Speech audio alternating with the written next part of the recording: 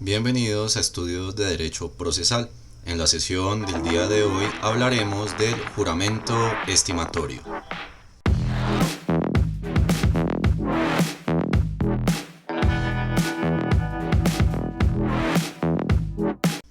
El juramento estimatorio es un medio de prueba que se encuentra regulado principalmente en el artículo 206 del Código General del Proceso.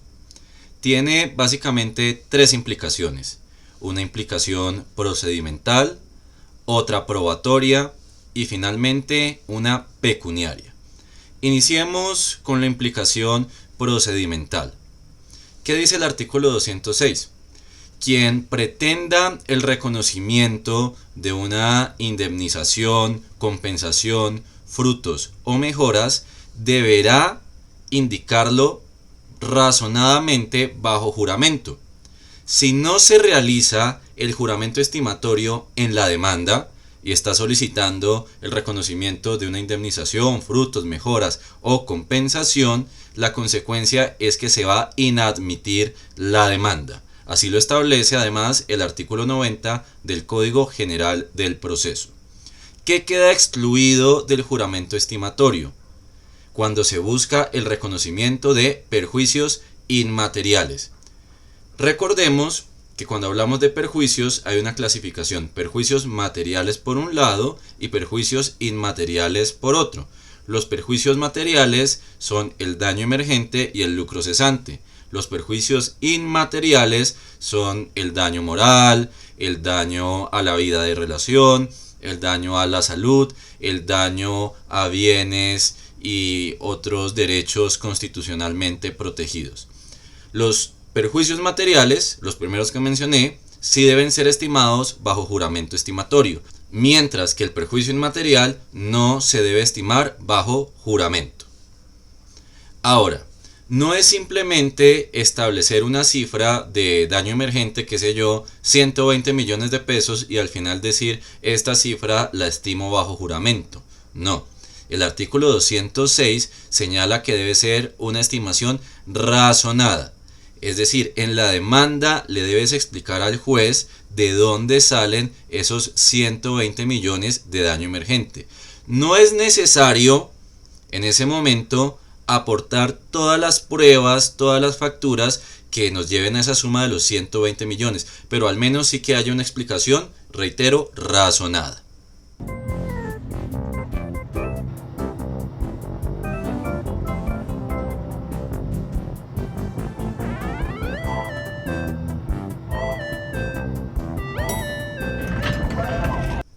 Vamos ahora con la implicación probatoria. El juramento que se realice se tomará como prueba de la cifra estimada mientras no se presente objeción precisamente de dicha estimación. Entonces vamos con un ejemplo. En la demanda se estimaron 120 millones como daño emergente. El demandado, si no está de acuerdo con esa cifra, ¿qué es lo que tiene que hacer? Durante el término de traslado de la demanda, durante el término que tiene para contestar la demanda, precisamente, tiene que objetar esa estimación de los 120 millones. Pero no es simplemente decir que objeta esa estimación. Tiene que señalarse cuál es la inexactitud que presenta dicha estimación o no se tendrá en cuenta esa objeción. Una vez presentada una objeción seria que precisa la inexactitud, se le corre traslado por 5 días al demandante que presentó, al demandante en este caso, o a la parte que presentó la estimación. ¿Para qué? Para que presente las pruebas que sirvan de sustento de la estimación. Por eso les dije en un principio que cuando se realiza el juramento estimatorio no es necesario aportar las pruebas, los documentos, las facturas que sirven de sustento de dicha estimación, pero tiene que ser una estimación seria, razonada, no simplemente sacar un número allí inventado, porque si después nos objetan la estimación, ahí sí nos van a pedir que aportemos el sustento de dicho juramento. Ahora, dijimos que la implicación probatoria es que mientras no se presente objeción, el juramento sirve como prueba de la cifra estimada, pero el juez, en virtud de sus facultades oficiosas, si advierte que la estimación es injusta, ilegal o que puede haber fraude o colusión entre las partes, puede solicitar pruebas para determinar la cuantía de los perjuicios, la compensación, los frutos o las mejoras. De allí que sea muy importante ese detalle. Es un juramento estimatorio, pero siempre razonado. Vamos ahora con la última implicación, la implicación pecuniaria. ¿Qué sucede aquí? Cuando la cifra estimada excede en un 50% la que resulta probada, habrá lugar a una sanción del 10% de la diferencia entre la cifra estimada y la cifra probada, a favor de la Dirección Ejecutiva de Administración Judicial. Pero bueno, vamos por partes. ¿Por qué fue necesario introducir esta sanción? Lo que se buscaba o lo que se busca es eliminar una mala costumbre de los abogados litigantes. En materia civil, la aplicación del principio de congruencia se maneja de manera estricta, de tal forma que, por regla general, no son procedentes ni los fallos ultra ni extra petitas. En familia sí, en materia laboral, en temas de acciones populares, por ejemplo, procede, pero en materia civil no. Quiere decir que el litigante le pone techo a su pretensión en la demanda. Entonces, si un litigante dice que son 50 millones de daño emergente y después resulta que son 70, pues solo le van a reconocer los 50 millones y pierde esos 20. Los abogados, para hacerle un quite a el principio de congruencia, inflan sus pretensiones como si se trataran de un amigo chismoso. ¡Un niño flotó sobre mí y voló un auto con su rayo láser! Quise ocultarme, pero me levantó con sus poderes mentales y me sacudió. Es cierto, lo vi con mis 18 ojos. Exacto, pero eso trae un problema para el aparato judicial, porque tal vez procesos que en realidad son de mínima cuantía, al litigante inflar su pretensión, termina siendo de menor cuantía. Lo reitero. De pronto el proceso es de tan solo 30 millones, es decir, no supera los 40 salarios mínimos, pero el demandante dice que son 45 millones.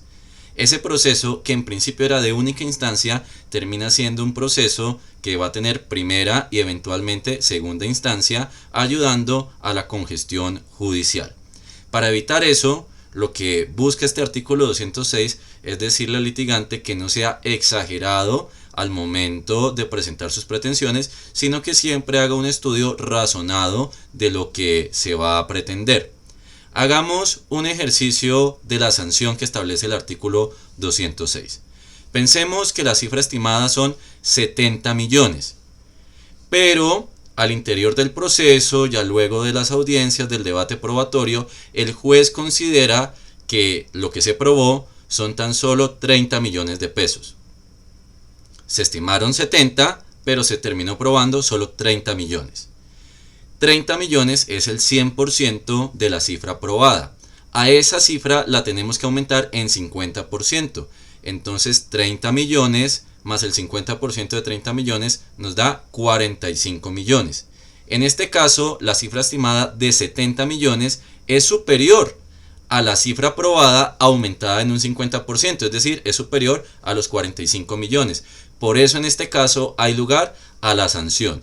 ¿Qué sanción? Del 10% de la diferencia entre la cifra estimada y lo probado. Es decir, 70 menos 30 nos da 40 millones, a eso se le saca el 10% y la sanción será de 4 millones. Disculpe, señor. ¿Sí? Pero, ¿qué podría pasar si, por alguna razón que ignoramos, una persona liberara el 100% de su capacidad cerebral? ¿El 100%? Sí. No tengo idea. Es necesario precisar que no se le está pidiendo al litigante que sea un adivino y sepa exactamente la cifra que se va a considerar probada en el proceso. Por eso el margen es amplio. Un 50% tiene que exceder la cifra estimada a la cifra probada. Demos un ejemplo. Habíamos dicho que se estimaron 70 millones y resulta que en el proceso solo se probaron 50. El litigante fue exagerado un poco porque estimó 20 millones de más. pero si hacemos el ejercicio que nos exige el artículo 206, vemos que a 50 millones lo aumentamos en un 50%, es decir, 50 más 25 nos da 75 millones. En este caso no hay lugar a la sanción porque la cifra estimada, los 70, no supera a la aprobada aumentada en un 50%, que son los 75 millones. Finalmente, existe una disposición especial para aquel demandante que finalmente se le niegan la totalidad de las pretensiones. Es decir, estimó 150 millones y al final el juez le negó todo. En ese caso, la sanción es del 5% de lo pretendido. Bueno, hasta aquí llega la sesión del día de hoy. Espero que les haya resultado útil y nos vemos en otra ocasión.